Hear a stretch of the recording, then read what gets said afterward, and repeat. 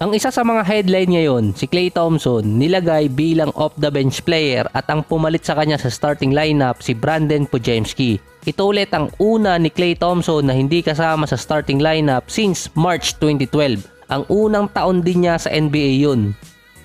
Tanggap na rin naman ni Klay Thompson na hindi na siya yung player na kayang umiscore ng 60 points sa loob ng 3 quarter at 37 points sa isang quarter. Sinabi rin naman ni Klay Thompson na okay siyang kumuha ng mas mababang role sa Golden State para makapirma ulit at makapag-stay siya. Going 35 years old na rin naman si Klay Thompson next year at balak din niyang sundan yung naging karir ni na Reggie Miller at Ray Allen. Si Draymond Green nag-take na rin ng role bilang off-the-bench player since 2022 pa. Sinundan yan ngayong season. Tatlo silang player ng Golden State na since 2013 season magkakasama na. So kailangan kasing merong pumalit na hindi naman pwedeng biglain na isa-isa muna para tuloy-tuloy pa rin yung transition. Base naman sa mga write-ups kaya di umano nilagay si Klay Thompson sa second unit. Bukod sa back-to-back game din yun, inalis din siya sa closing time ng mga nakaraang games. Parang Brooklyn Nets ata yung iba na yung naging interview ni Klay Thompson. Na naging trending pa yung dati. Balak din niya di umanong bumawi dahil sa nangyari nung last game versus Clippers. Lamang ng tatlo no ng LA after ng 3-point shot ni Podziemski. 39 seconds na lang yung natitira. Babalik pa sana ang bola noon sa Golden State kung sakali nang biglang pinaul ni Klay Thompson itong si Westbrook at makikita mo agad yung naging reaction doon ni Coach Steve Kerr na ipasok pa ni Westbrook yung dalawang free throws. Hindi naging masaya si Steve Kerr sa naging decision making ni Klay Thompson at inamin din ni Steve Kerr na nagkamali talaga doon si Klay, na lahat naman ng player nagkakamali. Obvious kasing defense situation no ng Golden State dahil 39 seconds yung natitira pa, may 14 seconds pa na babalik sa possession ng Warriors.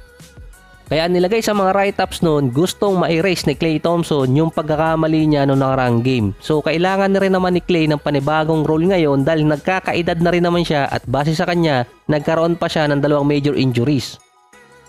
Sa una ulit beses na naging off the bench player si Klay Thompson versus Utah Jazz, maganda yung naging start niya. 10 points sa first quarter, 2 out of 4 sa 3-point area. Nung second quarter naman, naka 7 points si Klay. Nakaabot na rin siya sa 15,000 points mark sa kanyang karir kung kailan pa siya nilagay sa second unit. Pero ngayon at least makikita mo na kapag walang step sa loob, meron namang isang scorer pa na pwedeng mapasahan bukod dito kay Kuminga, isang 3-point shooter at isang player na kayang umiscore sa loob ng paint. Sa first 3 quarter ng game, meron si Klay Thompson na 35 points, 7 out of 11 mula sa 3-point area, 13 out of 18 mula sa field at galing pa siya sa back-to-back games niyan. Ito rin ang season high ni Klay Thompson at best game niya ngayong season so far. Meron pa siyang 18 points noong third quarter kung saan nga lumamang ang Golden State 120-102. 38 assists agad noon ang Golden State. Nasa 9 attempts at 9 points na may kasamang 9 assists itong si Steph. Sabi nga ni Klay, hindi na siya makakascore ng 60 points sa loob ng 3 quarter at 37 points sa isang quarter. Pero at least may role pang babagay sa kanya bilang 6-man.